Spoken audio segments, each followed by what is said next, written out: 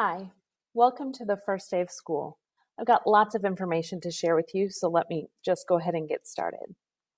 My name is Mrs. Sanders. I teach Algebra 1 and Foundations of Algebra here at Smithville High School. I've been teaching here in this school building for about 10 years. My family and I live in Smithville, and we're proud to call it home. I got my degree from Southeast Missouri State University, a bachelor's degree of science in math education, and then went on to Mid-American Nazarene University and received my Master's of Education. I'm excited for a great year. It's probably going to be a little bit different, but we'll make it great. The first thing that I'd like for you to do is I'd like you to get your Chromebooks out, and I'd like you to make sure that you are part of our Google Classroom. You can do that either by going to Classroom and clicking Join a Class and using our class code.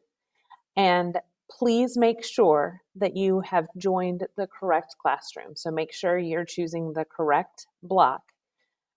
When you get there, do a little exploring. Make sure you check out the Stream and the Classwork tab to familiarize yourself with where things are. Just so you're familiar with what that looks like.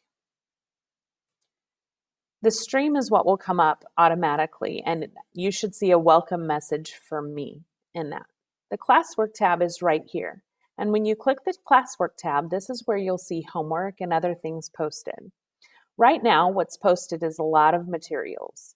Click on some of these and kind of take a look at some of the things that we will be using throughout this year. You might want to specifically note the class syllabus, our class procedures, and the virtual schedules. This will give you some information that you might need for the future. I'm going to pause the video right now and give you some time to log on and check that out.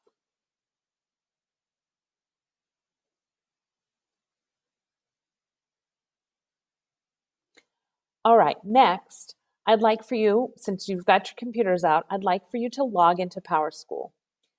Just a note, this must be your student account, not a parent's account. If you're not sure what your username and password is for PowerSchool, it's typically the last 7 letters, or the first 7 letters of your last name, then your first initial, and then your year of graduation. So for many of you, that will be a 24. Your password is typically the number part of your email password. This may be on your schedule as well. If you struggle with that or it doesn't work, take note of it, and when we get to our assignment part, I want you to let me know that so we can get it fixed before our next class. Once you're in PowerSchool, you're going to go to the left side of your page, and you should find a tab that says Pearson Courses. Click on this, and you should be able to explore the Algebra 1 textbook. We'll talk more about this next time, but I just wanted you to begin to see how this works and begin looking at that textbook. So again, I'm going to pause the video and give you some time to take a look at that.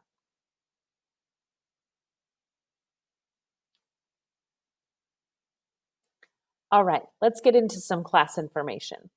The first thing I'd like to talk about is grades. In our math class, we will figure out your final grade using a 30% for classwork and homework and a 70% for assignments. We'll have quizzes most weeks, and they'll be on Thursday or Friday, depending on when you are in class at school. When I give you homework, all work will be due the following class period that I see you. So if I give you an assignment on Monday, I will expect you to have it done on Thursday. However, I do accept late work all the way up until the end of our unit, which is typically test day. Another important thing to note about grades is we generally do not retake tests in algebra. Therefore, you need to be prepared when the time comes, and we'll do that in a number of ways. I'll either give you, you'll have some tutoring sessions, you will almost always get a practice test and videos to help you prepare for that. Next, what supplies do you need to be successful in Algebra 1 or Foundations of Algebra? You'll need your computer most days. You'll need some paper. That can be in a notebook. Something to write with. I prefer pencil. You'll need a calculator. If you don't have a calculator, I would suggest this one, a TI-30X2S. This is not a really super expensive calculator. It's just a scientific calculator, but it typically costs between $10 and $15. You'll also need a dry erase board and a marker. I'll supply the board, but if you could bring your own markers, that would be very helpful. I have most of these supplies in our room, at the supply table in the back of the room or the front of the room. But these are to be used just in an emergency, not every day. Next, these are the things that have changed this year because of COVID. First of all, when you enter the room, make sure you're wearing your mask. Make sure when you walk into the room, you sanitize your hands using the hand sanitizer on our back table, and then pick up a paper towel right next to it. You'll use that at the end of class. Then head to your seat. Try not to touch other chairs and tables, and keep your stuff at your table. While we're in class, we'll wear masks.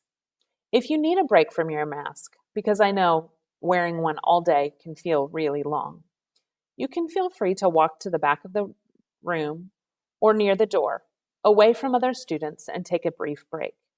Then return to your seat. You shouldn't be causing disruption, and you should still be able to hear and participate in what's going on in class. Also, if someone else is taking a break, you'll need to wait your turn. When it's time to leave class, I'll spray your area, your table, and your chair, and you'll wipe it down with a cloth. Make sure you wipe everything thoroughly where you've been sitting and where you've placed your items for the class period. And now the important stuff: food, drink, bathrooms, and phones. Guys, with our new procedures, we're really not going to be able to have food and drinks in class. Now, I will allow you to have a water bottle, and if you need a quick drink, totally fine. But it's really hard to eat snacks with masks on. If it's an emergency, you may leave class to use the restroom. Our policy at the school this year is going to be that you'll need to scan the QR code at my door so that we can keep track of where everyone is. You'll need to use the closest bathroom, which for us is across from the library, and return to class quickly. Make sure you sanitize your hands when you return. Finally, because our classes are so short, we really don't have time to be on our phones or have headphones in our ears. They should remain put away in your bag unless I ask for them for a specific class activity. I'm available most mornings at 7 a.m. and I stay after school most afternoons until 3:15. Please let me know if you need some extra help or have some questions. And if you can do this through email or through a face-to-face conversation, and let me know you're planning to come in so that I can be expecting you. Don't let yourself get behind.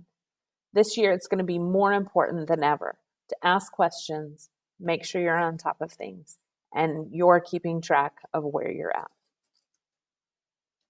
All right, now it's time for our first assignment. I'm going to ask you to take a sheet of paper out and number it 1 to 5.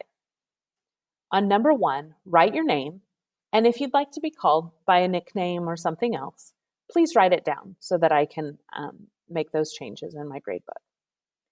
Then I'd like for you to answer questions 2 through 5 on your paper. Please write your answers.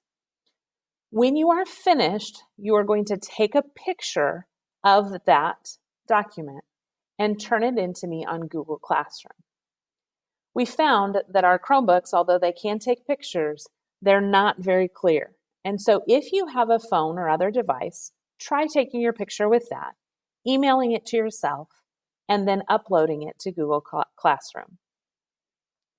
This is really a way for us to practice the procedure of uploading a picture to Google Classroom, because we'll need to do this occasionally in class. There are instructions in the materials section under the classwork tab in describing the process for uploading a picture to Google Classroom. So check those out if you have any questions.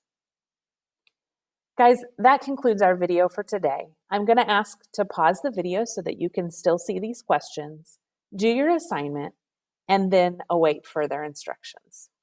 Thanks a lot, and I look forward to meeting each one of you and getting to know you and having a great year.